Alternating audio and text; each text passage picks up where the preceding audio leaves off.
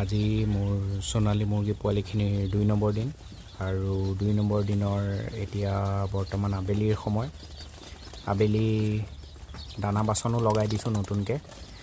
দানা বাচনত দানা দি দিছোঁ আৰু দানা দিয়াৰ পিছতে পানীও দি দিছোঁ আৰু পানীত এতিয়াও বৰ্তমান ইলেক্ট্ৰলাইট ব্যৱহাৰ কৰিছোঁ, যিহেতুকে আগৰটো ভিডিঅ'ত কৈছিলোঁৱেই যে মই 2 দিনলৈকে ইলেক্ট্ৰলাইট ব্যৱহাৰ কৰোঁ।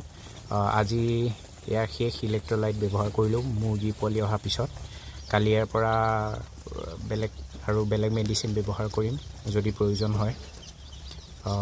এতিয়া ভিতৰৰ লাইনটো নাই বাৰু, যোৱা সময় হ'ল, বাহিৰত বতাহো দি আছে আৰু অলপ পিছতে মুৰ্গীখিনি পৰ্দা পেলাই দিম আৰু অলপমান ঢাকি দিম যদি টেম্পাৰেচাৰটো মেইনটেইন নহয়। এতিয়াই বৰ্তমান 38-39 ডিগ্ৰী হৈ আছে ভিতৰত। বাহিৰত আজি যথেষ্ট গৰম হৈ আছিলে, দিনটোৱে গৰম। সেইকাৰণে